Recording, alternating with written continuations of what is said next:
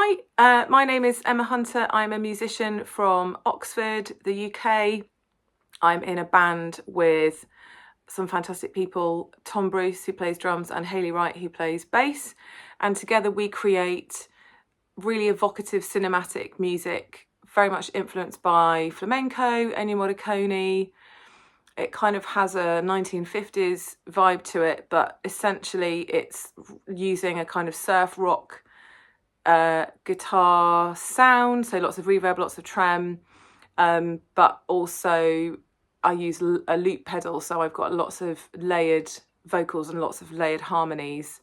I'm also a real stickler for a good melody. If the song isn't good enough, if the melody isn't good enough, it goes in the bin. So you can expect really good quality songwriting and really good catchy songs, because who likes a rubbish song, right? Something I would love you all to know is that, oh look, oh, it's me. So we have an album out at the moment. It's called Yolanda. You can purchase it on exciting platforms like Bandcamp. You can come to one of our gigs also, and you can always send me a message and maybe I'll send you one of those in the post as well. So that's what I would like you to know. And creating an album, because Yolanda is sort of a concept album, it tells a story of a character that lives in Mexico in the 1950s, and it kind of goes through her experience of a love affair that then goes very wrong, and then she meets someone else, so it's sort of representative of queer love as well. And it's got me really thinking about, what makes a really good quality album. So we're going to talk about some albums, most of them cool, one very embarrassing. But we all live and learn, don't we?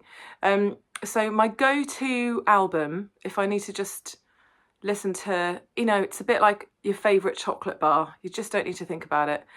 It's Stories from the City, Stories from the Sea by PJ Harvey. And every single track on that album is literally all killer, no filler. Amazing quality songs, really evocative. I love the way she's got quite a few male counterparts that she works with, and I really love that contrast of her female vocal with quite a high-pitched male voice. She's got collaborators that she's worked with for a really long time. And this album came out at the same time that I met my husband, so she had recently fallen into a relationship herself, so lots of the songs are about that, are about falling in love, and she really gets that tone.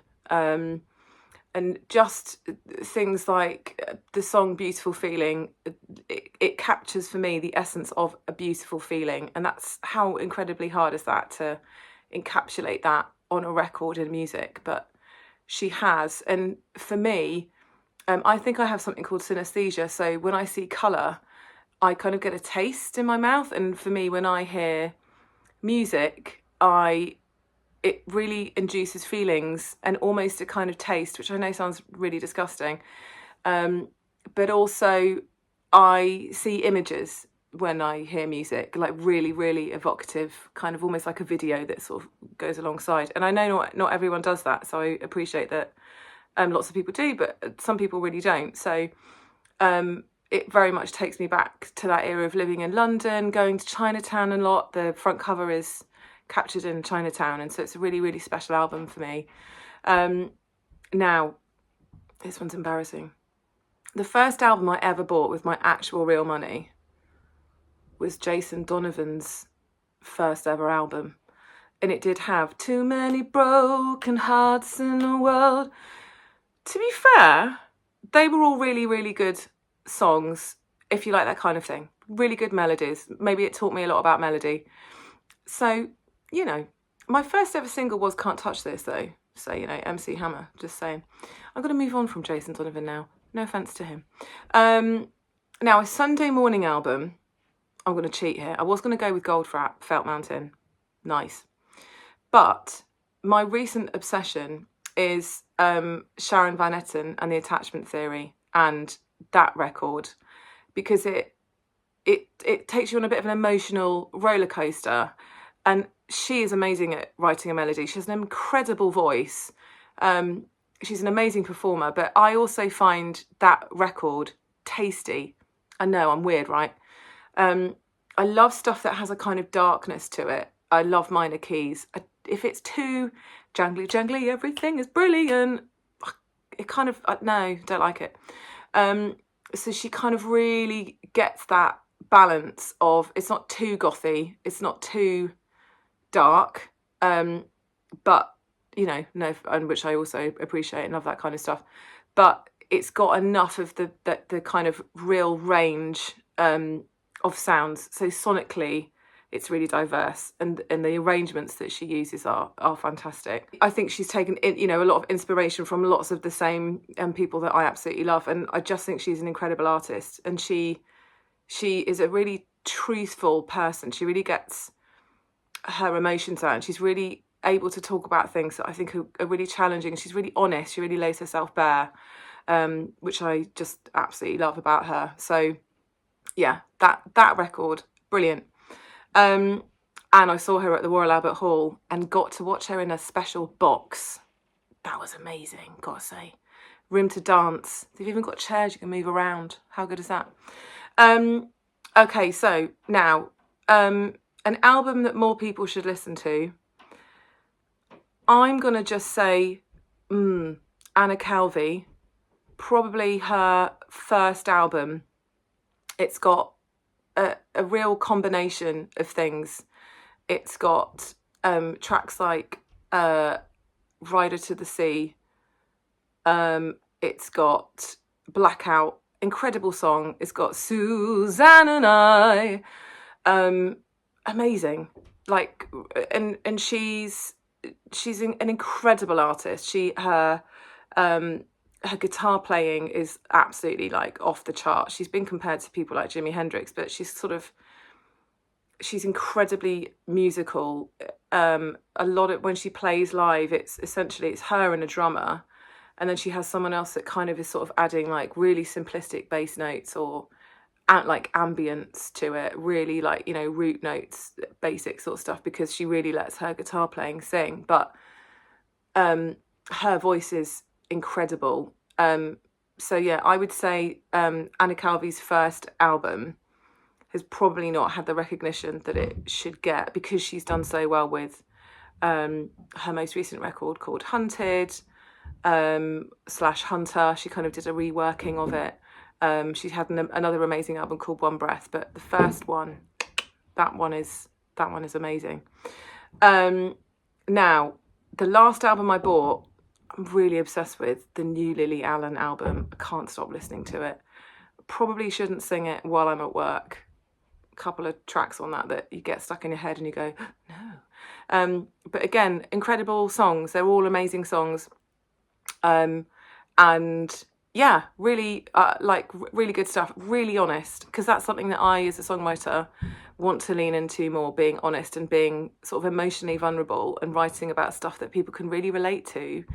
I found it really interesting with some of the newer songs I've been writing that I've performed, and people have burst into tears because they've gone, you've captured how I was feeling and I couldn't say it, and then you just said it, and I go, oh, wow. So it's not just that people love music because you can sing along to it. I think people love music because it connects with you on a really visceral level. And I think all of these artists do that. Maybe not so much Jason Donovan.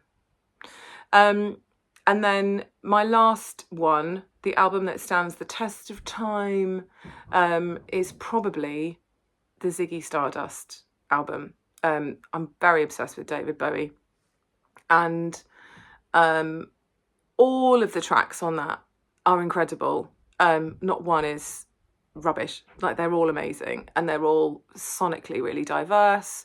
The melodies are amazing, but such emotion. And I love tracks like 5 Years, or obviously the title track is amazing, but there's just they're all fantastic. And I know everyone's heard of that album, so you know, but it's still an incredible album to listen to now.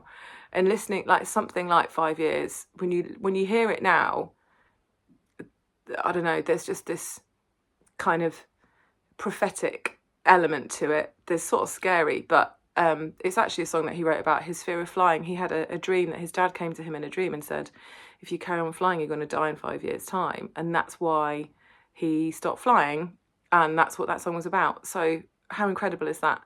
And yeah, I just think, you know, David Bowie is obviously the master of reinvention.